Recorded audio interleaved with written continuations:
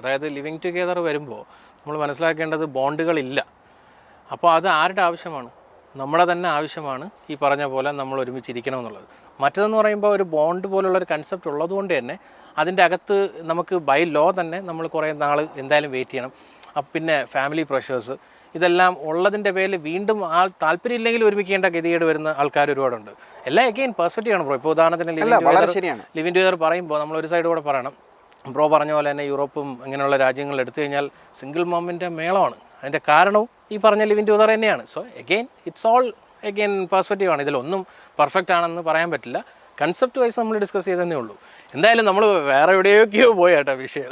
നമ്മൾ പറഞ്ഞ വിഷയം മാറി. അപ്പം എന്തായാലും നമ്മുടെ ടോപ്പിക്ക് തന്നെയായിരുന്നു എന്തായിരുന്നു, ഒരു ജീവിത പങ്കാളി എന്നുള്ള നിലയിൽ നമ്മൾ ഒരാളിൽ നിന്നും എക്സ്പെക്ട് ചെയ്യുന്ന ഒറ്റ കാര്യം എന്താണെന്നാണ് ചോദിച്ചത്. അപ്പോൾ അത് എനിക്ക് തോന്നുന്നു നമ്മൾ രണ്ടുപേരും റെസ്പെക്റ്റിലാണ് വന്ന് നിന്നത്. സോ ഐ തിങ്ക് അതാണ് നമ്മുടെ അഭിപ്രായം.